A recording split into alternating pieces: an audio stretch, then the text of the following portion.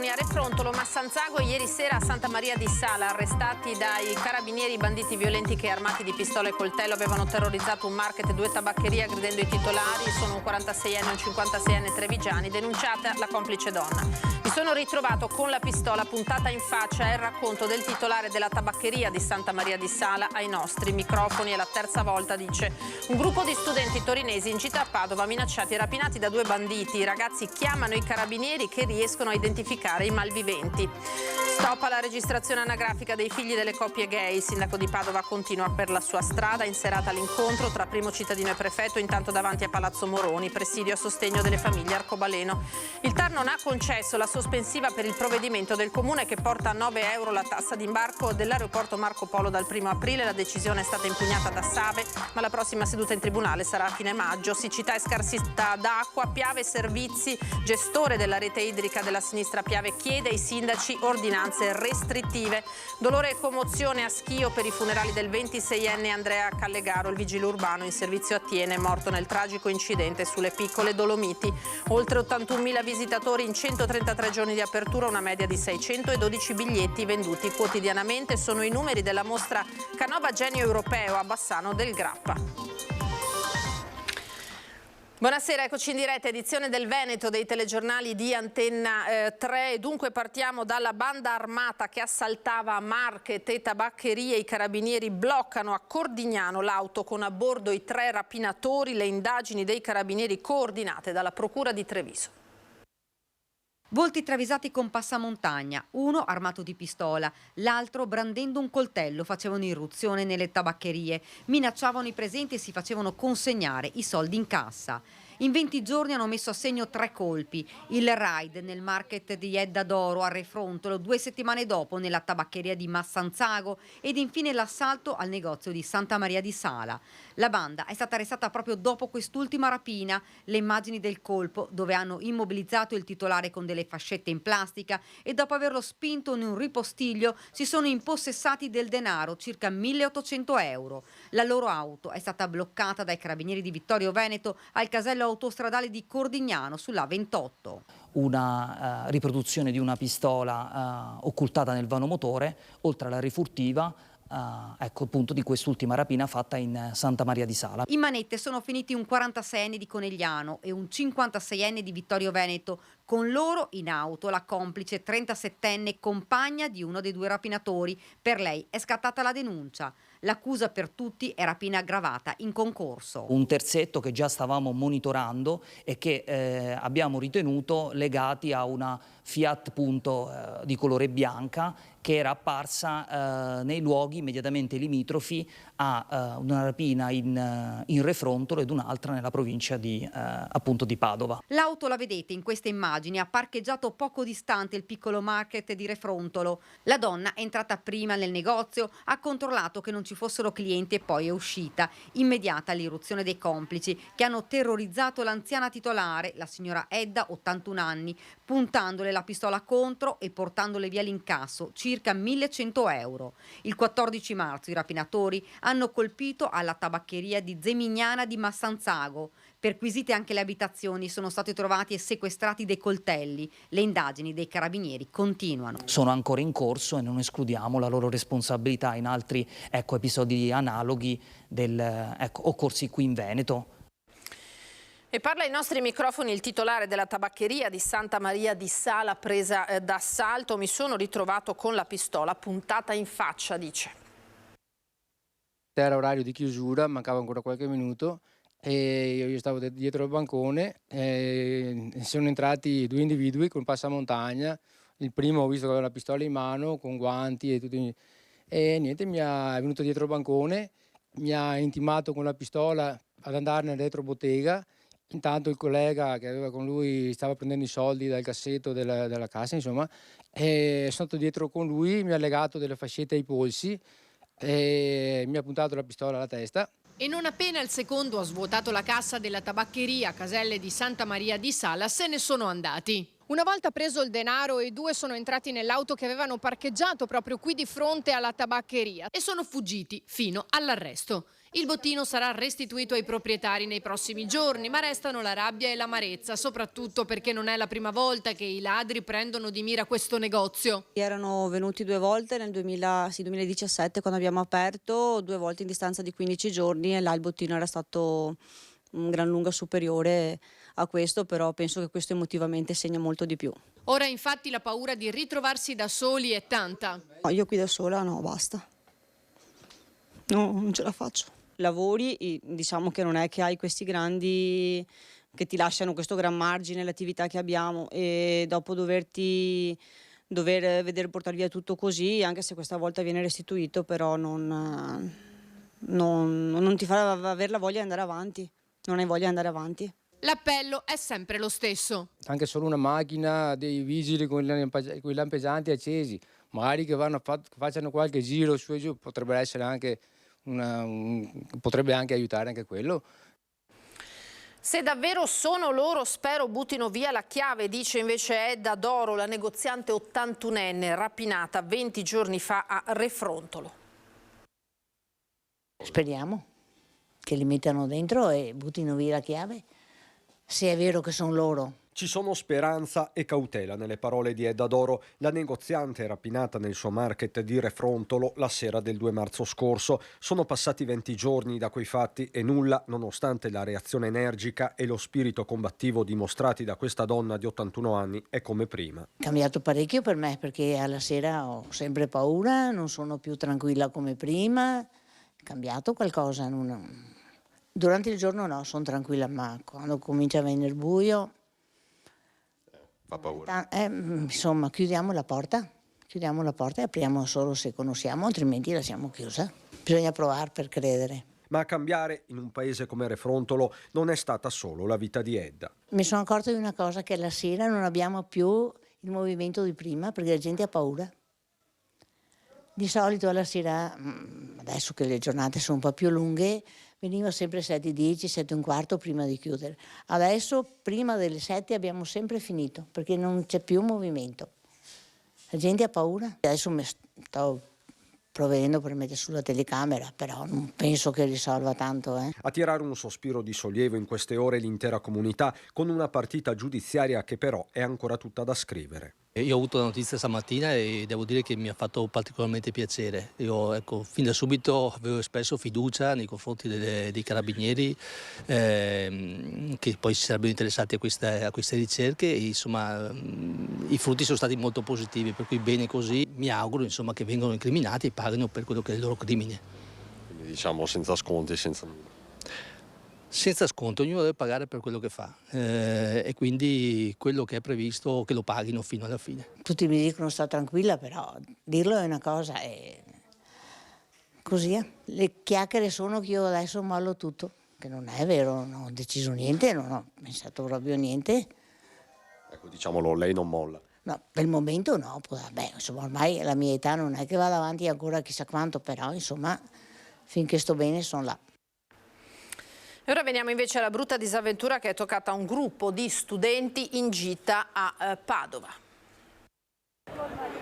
Dateci i soldi o finisce male. Questa la minaccia di 2 rapinatori di 22 e 36 anni residenti a Torino ad un gruppo di studenti in gita a Padova.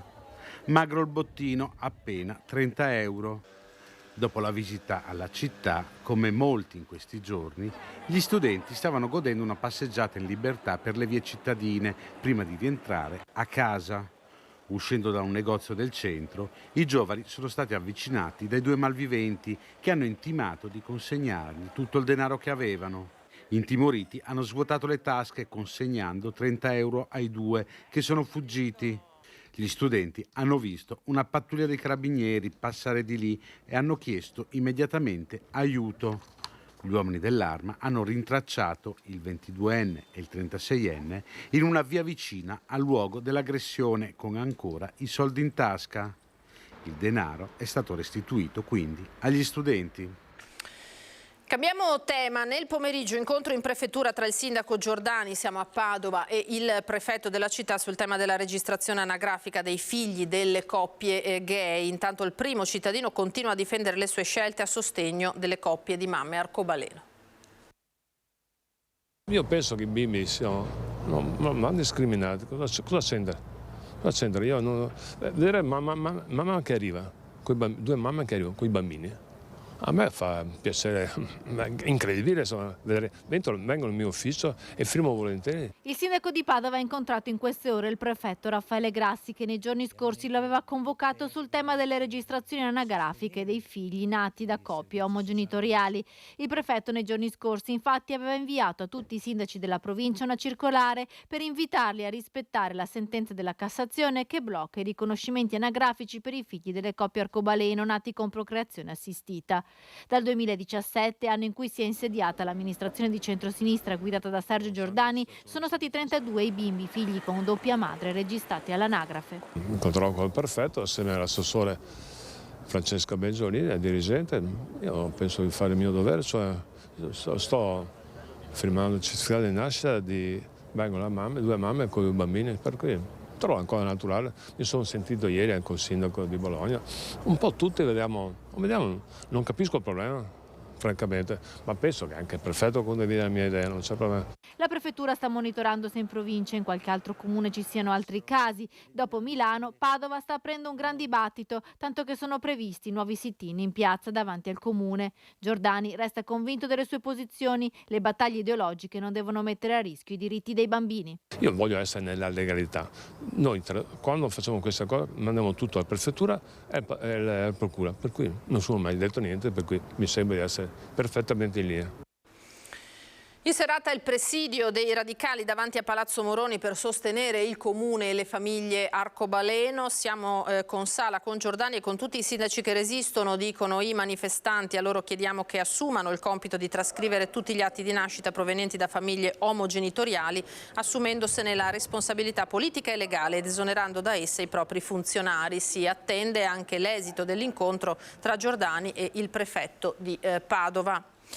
Altro tema ancora, il TAR non ha concesso la sospensiva per il provvedimento del Comune che porta a 9 euro la tassa d'imbarco all'aeroporto Marco Polo dal 1° di aprile. La decisione del Comune è stata impugnata da Save, ma la prossima seduta in tribunale sarà a fine maggio. Nessuna sospensiva dal TAR. Dal 1° aprile la tassa d'imbarco all'aeroporto Marco Polo crescerà di 2,5 euro, raggiungendo i 9 euro a persona. La decisione di Cafarsetti non è condivisa da Save. La società che gestisce l'aeroporto ha impugnato il provvedimento in tribunale. Ma oggi l'udienza si è limitata ad un confronto tra le parti, riaggiornando la seduta al 24 maggio senza sospensiva, che significa che l'aumento partirà il 1° aprile. In attesa che la parola ritorni al tribunale, lo scalo di Tessera ha intanto celebrato la giornata mondiale dell'acqua, inaugurando un nuovo impianto da quasi 6 milioni di euro per la depurazione delle acque reflue che permette il loro riutilizzo per usi non potabili. Questo impianto arriverà a trattare a regime durante l'anno una portata di 420-430 mila metri cubi, che sono tantissimi, insomma, tanto per dare una dimensione fisica paragonabile a circa 165-170 piscine olimpioniche, quindi quelle da 50 metri. E dovrebbe abbattere, lo abbiamo fatto per questo, del 30% i consumi di acqua potabile. L'impianto consentirà di risparmiare il fabbisogno idrico di 2100 nuclei familiari e si inquadra in una serie di investimenti analoghi sul sempre più pressante fronte del risparmio d'acqua, su cui Save ha già investito tra i 15 e i 16 milioni di euro, secondo Veritas un esempio da seguire. E io mi auguro, perché è fondamentale, che altri soggetti di questo calibro, ma anche di più piccolo calibro, nel nostro territorio, di tutti i territori in realtà, possano mettere in pratica progetti concreti come questo, in cui l'acqua viene risparmiata, tesaurizzata e riutilizzata, soprattutto le realtà industriali. E nella sinistra Piave Trevigiana, il gestore della rete idrica chiederà ai sindaci di emanare delle ordinanze restrittive sull'uso domestico, in questo caso dell'acqua. Noi manderemo fin da domani a tutti i comuni del nostro ambito e anche i colleghi degli altri gestori uno schema tipo di ordinanza, in modo che ci sia un comportamento omogeneo che segua quelle che sono le indicazioni dell'ordinanza del Presidente Zaia, per fare in modo che ci siano dei comportamenti che non depauperino appunto la risorsa idrica. Non ancora una situazione critica, quella causata dalla siccità, ma di estrema attenzione, tanto che Piave Servizi, annuncia il presidente Alessandro Bonet, chiede ai 39 comuni del proprio bacino di dotarsi di apposite ordinanze per il risparmio idrico. Se la Val Lapisina rimane autonoma sul fronte dell'approvvigionamento, alcune aree pedemontane necessitano di spinte di pressione dalla valle o rabbocchi ai serbatoi e in pianura non va meglio.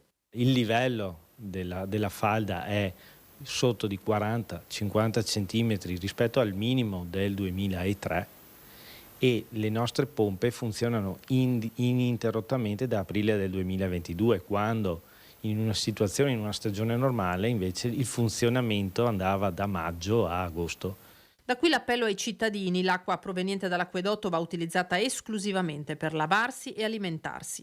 I nostri cittadini non debbono aver paura di rimanere senza acqua. Ciò non toglie che debba esserci il massimo scrupolo nella gestione quotidiana della risorsa idrica. Non irrigare il manto erboso, non lavare la macchina, non riempire le piscine e anche chiudere le fontane artesiane che vanno 24 ore su 24 e depauperano una sorgente idrica. Principi che si ritrovano anche nella campagna di sensibilizzazione rivolta a enti locali e cittadini lanciata dalla provincia per ricordare le buone pratiche quotidiane. Una guida digitale con 12 consigli per risparmiare acqua dal titolo Ogni goccia è preziosa. Un kit di comunicazione inviato dal presidente Stefano Marcona a tutti i sindaci insieme a una nota che li invita a diffondere il più possibile. Raccomandazioni che in vista dell'estate sono quanto mai preziose. Ora ci fermiamo, un piccolo break, ma ritorneremo con altra cronaca. Di nuovo in diretta edizione regionale dei telegiornali di Antenna 3, dolore e commozione a Schio per l'ultimo saluto ad Andrea Callegaro, il 26enne agente di polizia deceduto in un incidente in montagna. Duomo di Schio gremito per l'ultimo saluto ad Andrea Callegaro. Parenti, amici, colleghi che si stringono al dolore della famiglia. Due comunità piangono il giovane 26enne deceduto in un incidente in montagna. Schio, dove abitava, e Tiene, dove lavorava come agente della polizia locale del Consorzio Nord-Est Vicentino. Il ricordo commosso durante l'omelia. Un giovane solare, sportivo, appassionato del creato e della vita. Andrea è stato un innamorato e appassionato della sua famiglia, della vita, appassionato del creato e della natura, a tal punto che sapeva vivere tutto ciò con grande intensità. Solo per evidenziare un aspetto, la sua passione per lo sport, per l'avventura. E questo desiderio di vita che lo sapeva comunicare anche con la sua bellezza, la sua vivacità. L'ultimo addio, il gonfalone di Tiene che lui portava durante le cerimonie ufficiali e le parole di conforto. Andrea come una primavera incantata per chi ha conosciuto la sua luce. L'importante è avere una volta tanto nella vita una primavera incantata che vi accumuli in cuore tanta luce, tanto splendore da adorare e illuminare tutti i giorni a venire. E avere in cuore questa luce una volta in vita, ma che basta per illuminare la vita intera. Andrea non è più tra noi. Credo realmente che per tutti noi, per voi tre in particolare, sia stato veramente una primavera incantata. Voltiamo pagina ora a Bassano per i numeri della mostra dedicata a Canova Genio Europeo. Oltre 81.000 visitatori in 133 giorni di apertura, una media di 612 biglietti venduti quotidianamente. Sono i numeri comunicati dal Comune per la mostra Io Canova Genio Europeo, che ha celebrato i 200 anni dalla morte dell'artista. Numeri da celebrare, certo, ma con prudenza, mai accontentarsi dunque. Visti i contenuti e lo spessore dell'artista, ci chiediamo se si poteva fare ancora di più. In redazione sono arrivate anche alcune segnalazioni su scolaresche e gruppi di studenti conteggiati più volte perché ritornati ai musei civici, e per questo dunque i numeri potrebbero essere diversi, ma ecco la replica del sindaco.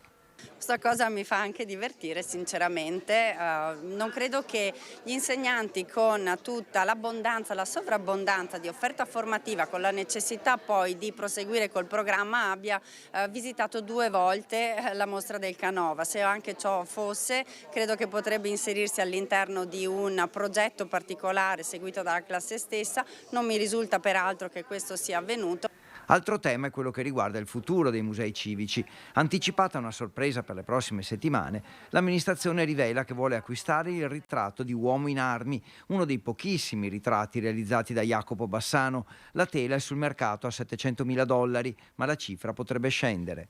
La cifra iniziale indicata appunto nella cartella stampa è relativa all'acquisto tra privati. Chiaramente la proprietà ha specificato che qualora venisse acquistata da un'istituzione culturale pubblica il prezzo sarebbe notevolmente rivisto, quindi abbiamo ritenuto che la cifra che si sta negoziando, però che non è assolutamente ancora definitiva, sia comunque abbordabile da parte dell'amministrazione. Per questo acquisto, dunque, il sindaco auspica la partecipazione di privati che possano contribuire all'acquisto dell'opera. Le prossime settimane saranno decisive.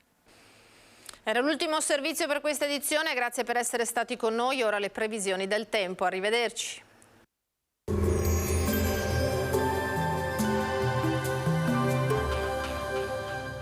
Cooperativa Agricola Volpago offre carne fresca di prima qualità. Ci trovi a Volpago del Montello, Pieve del Grappa, Tre Baseleghe e presso lo spaccio del contadino a Dolo e Massanzago. Bentrovati al meteo. L'anticiclone si estende sull'Italia, accompagnato da una massa d'aria mite. I valori termici salgono ancora. Vediamo insieme il dettaglio di giovedì 23 marzo. Sul Veneto la giornata sarà contraddistinta da generali condizioni di tempo stabile, come ci mostra la grafica. Il cielo si presenterà più nuvoloso sui settori alpini, maggiormente sereno altrove.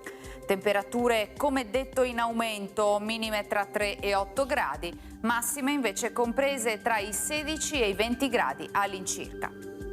Spostiamoci ora sul Friuli Venezia Giulia, anche in questo caso bel tempo, su pianura e costa prevalenza di cielo sereno, sulla zona montana più nubi nel pomeriggio, specie sulla Carnia. Temperature minime tra 6 e 8 gradi, massime sui 17 e 19 gradi. Infine diamo uno sguardo alla situazione del Trentino Alto Adige, dove si alterneranno schiarite e locali annuvolamenti. Temperature minime tra 5 e 9 gradi, massime sui 20-21 gradi all'incirca. Dal meteo di Antena 3 per ora è tutto. Grazie per l'attenzione, arrivederci al prossimo aggiornamento.